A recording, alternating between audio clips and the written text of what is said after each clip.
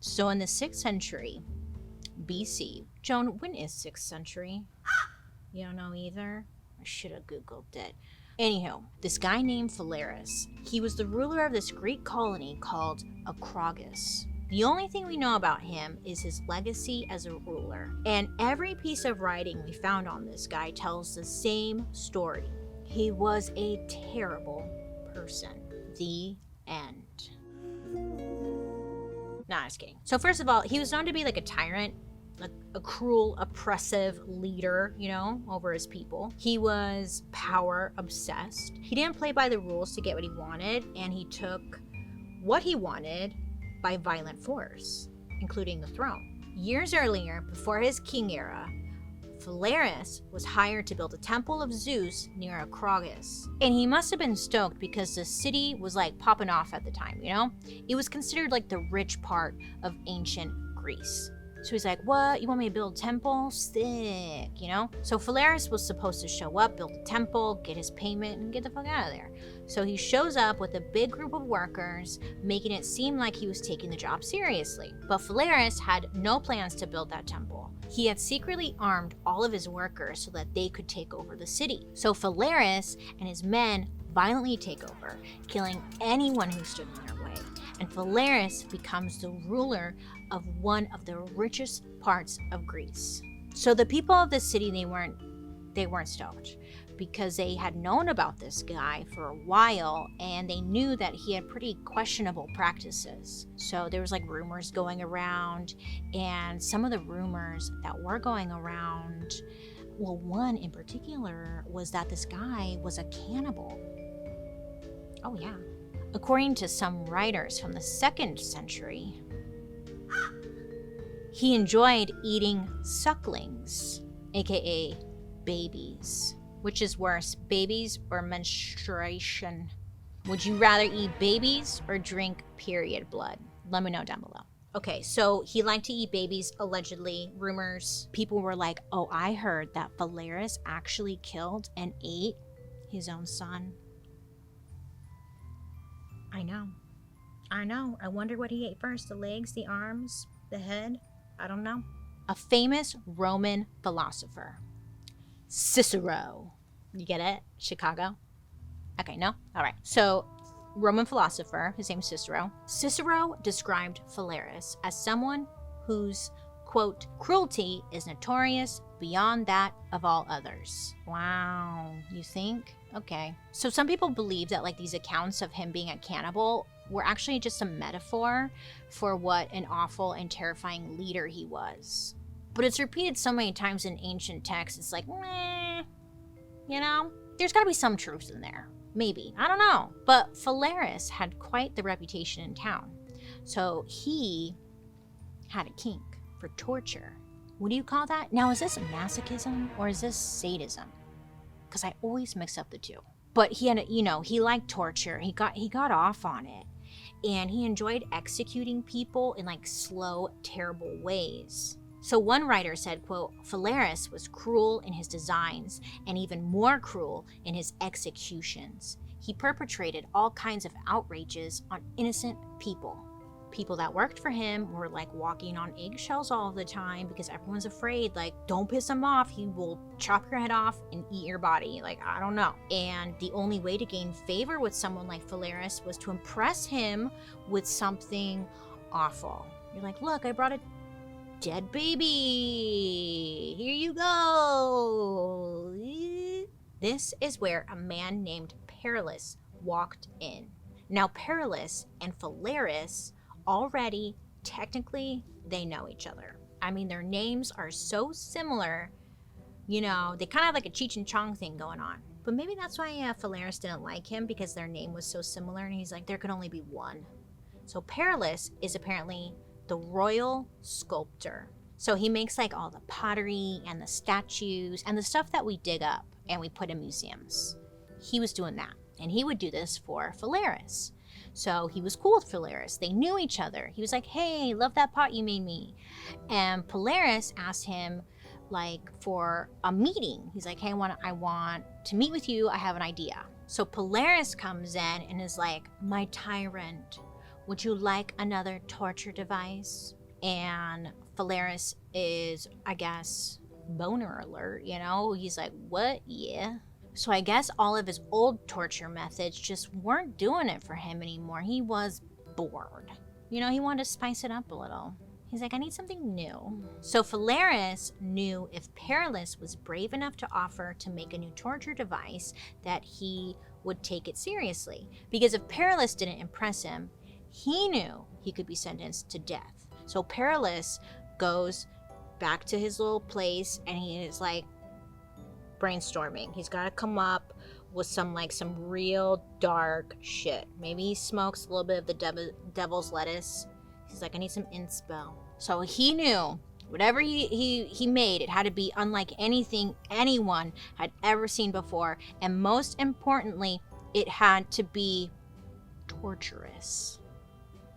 It had to be brutal. It had to be bad. It had to be the worst of the worst. It had to be awful, creative, dark, and murderous. So Perilous is done, and then he returns to Phalaris. So Perilous is like, close your eyes, no peeking, okay? I got a surprise. And then the servants, they roll something in. Phalaris is like, what is it? I can't wait, oh my god. And then, you know, Phalaris is like, okay, open your eyes. And Phalaris,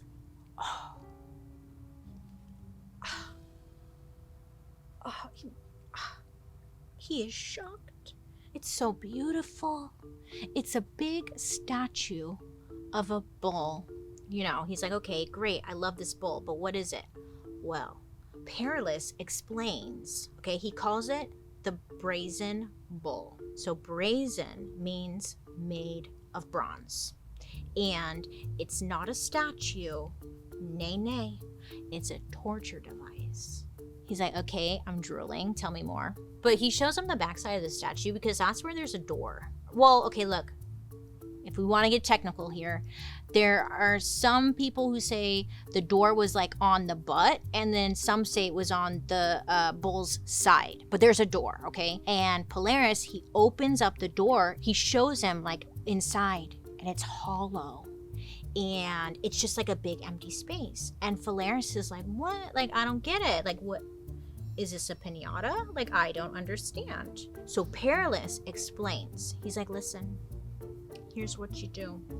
You take your victim, you tie them up, and then you force them through the door, and then you shut the door, and then you lock them into this brazen bull.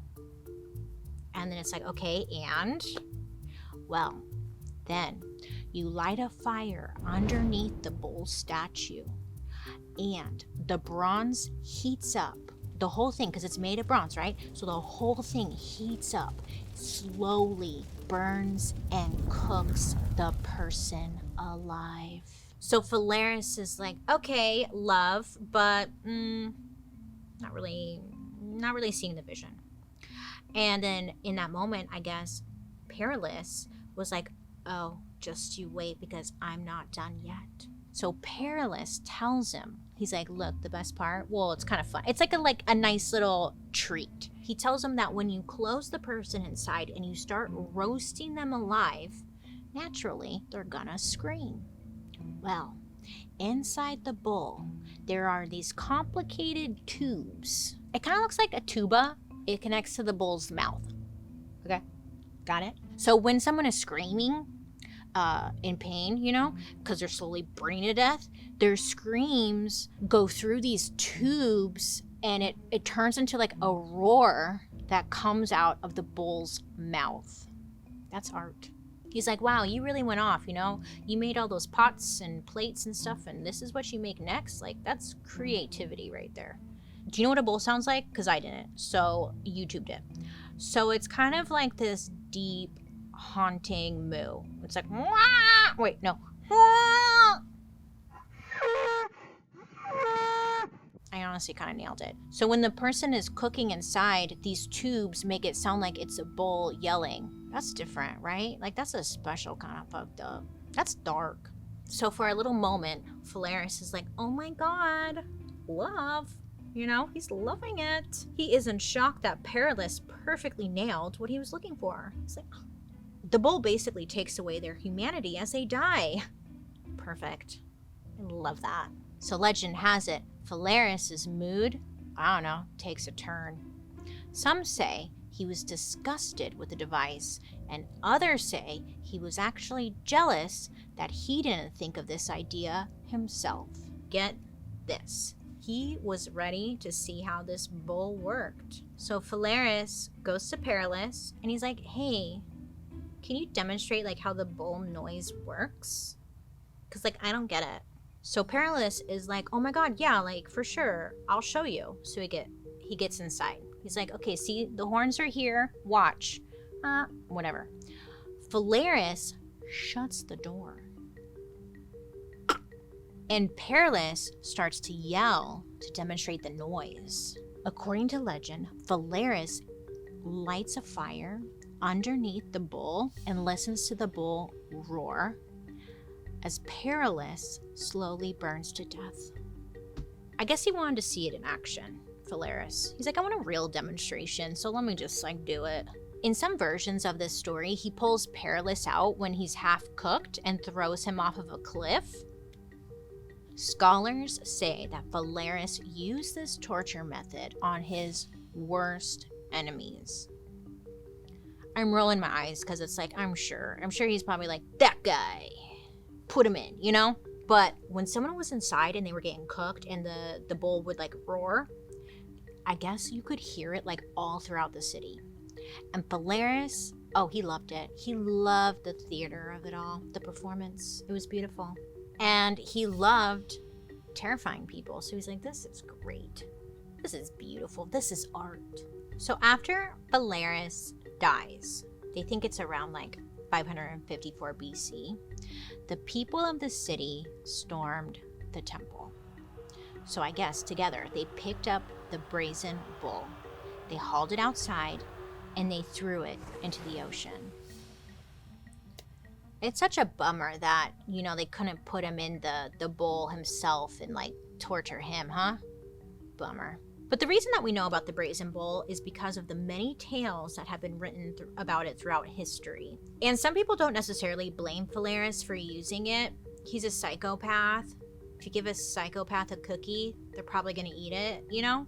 Instead, people blame Perillus for inventing it in the first place. Which is so dumb. Well, I mean, that's an interesting take. Because when you think about it, do you blame the guy who invented it? Or do you blame the guy who used it?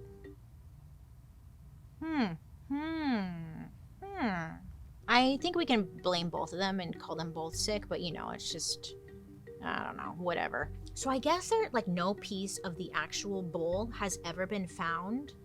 And I don't know if any of you guys have ever been to the torture museum, and they have like a replica of the brazen bull, and it's huge and it's terrifying. But yeah, they actually have never found a piece of like the real thing. So some people actually kind of think it's fake. Moral of the story, people are sick. So, brazen bull, real or not? I think it is.